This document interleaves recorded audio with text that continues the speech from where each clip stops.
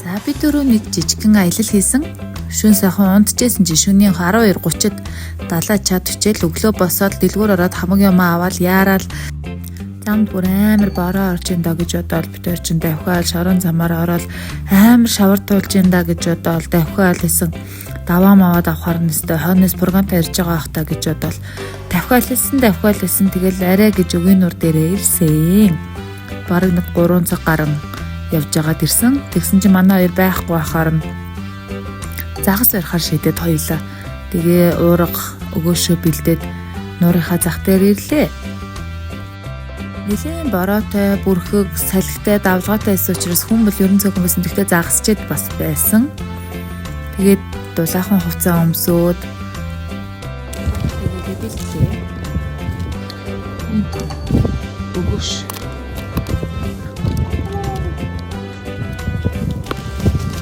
өгөөшөө яг юу байх вэ?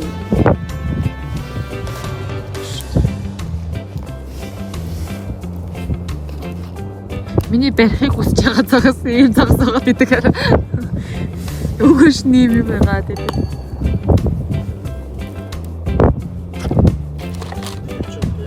Тэгэхээр чи миний барих гэж байгаа загас маань үгүй яана гэсэн үг үү?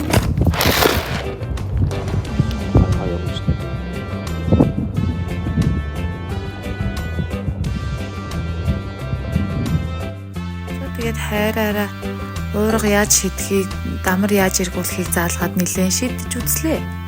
Анх удаага болохоор сурах гэж бас нэлээд юм болсон. Тэгээд энэ оройдоо сурсан. Тэгээд дотроо бодохдоо манай хоёр яаж яваа болоо гэсэн. Одоо л баг яг өгөр орж иж байгаа хта гэж боддол манай хоёрын явсан цагт ийм амар бороо ороод юу бид хоёрын нөгөө яриад байсан хэцүү бороо хэцүү шавар юу вэ гэсэн. Чи бүх байсан байгаа юм чинь. Тэгэл зам нам ингээл ингэж амар үлдсэн байгаа юм чинь хөвсгөлөөс өгийн нур ортол хичнээн цаг явсан бэ гэсэн. Бид тэнд нь одоо дөнгөж мөрөнгөөс хатгалаас мөрөө ортол 5-6 цаг явж байгаа юм тоглож ийн гэж бодсон чинь ийм зүйлийг туулаад ирсэн байдгийн. Харин ч бүр буцаад явахгүй хүрээд ирсэн борог их юм болсон байна лээ. Тэгээд ирсэн ч гэжтэй тэр өдөртөө бол ирээгүй, шөндөө бас ирээгүй.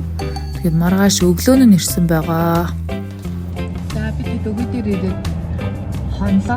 Өчтөр бол дэгээ шидэх аргагүй амар давлгаатай, өчтөр хаадар бороотой байлаа. Ихэд алаа бас замдаа хүчтэй хаад бороотой тараад зам давж ус үерлээд илээ удаж жагаад замдаа сансан юм шиг байна. Одоо л ирж байна гэж. Одоо өглөөний 10 цаг болчихно.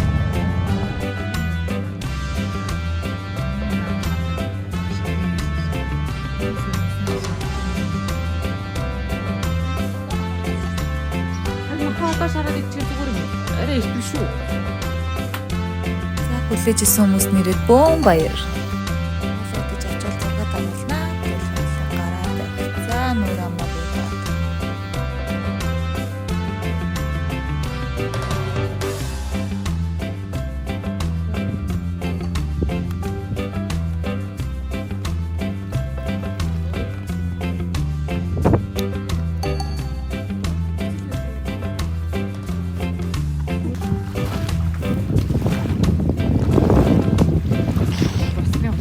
Гоё ба. Үгүй яа.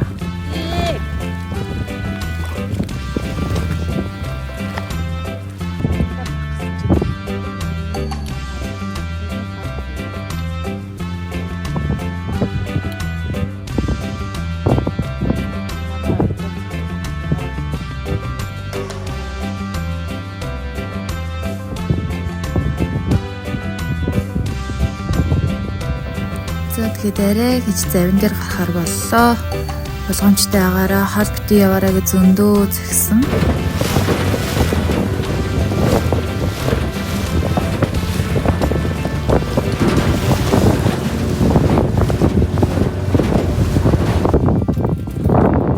Цаа загсчлаа ихэдээ.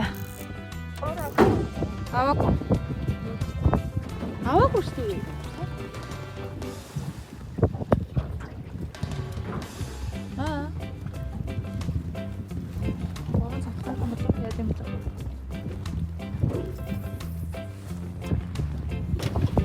Шоко.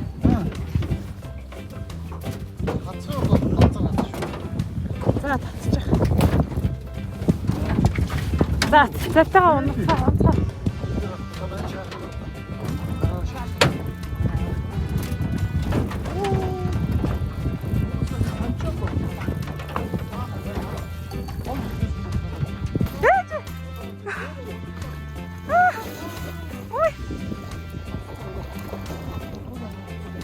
Ээж минь.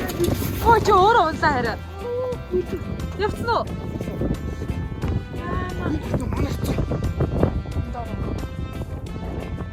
Явчих шиг бодлоо да байхгүй да. Яа.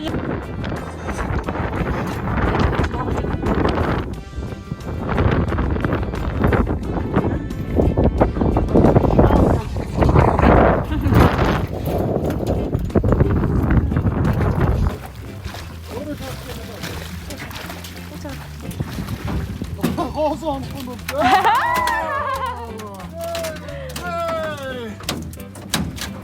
Яаш мутэнда. Загас хичнээн идэвхгүй нуур давлгаатай байсан ч гэсэн би тэгээд зөндөө загас барьсан. Би бас зөндөө хийг барьсан. Нэгэн амжилттай болоод орой хоолн байсан. Нэрээ болох. Сайхны мөдөө нэстэр болсон. Ер нь бол гэхдээ бас тэгээд оройн эрэг дээрээс загасчлал дахиад гарсан. Тэр зүгээр ойр зүрийн юм төхүүлж өгөнгөө. Гэ явж байна.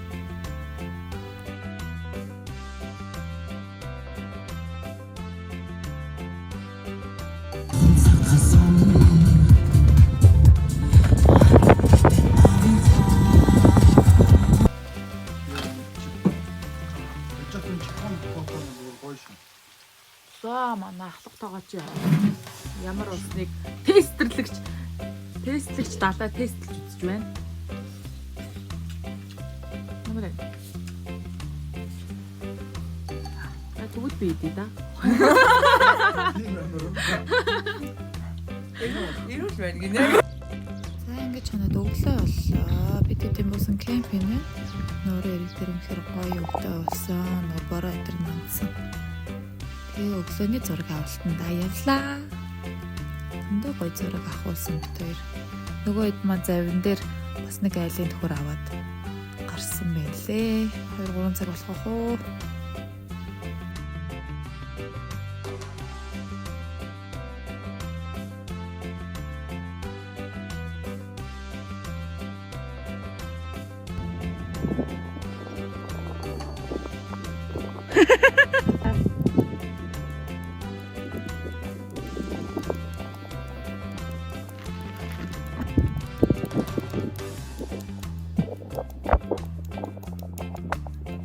Явахгүй нэ.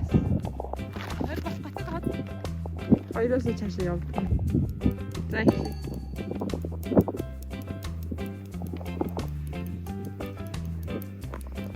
За тэгээ рил мэл хийж чадахгүй мэн, бүтэхгүй мэн угаасаа авьяас байхгүй мэн гэж битээр чаддгаараа зураг авахулсан. Зөндөө гоё зурагтай болсон.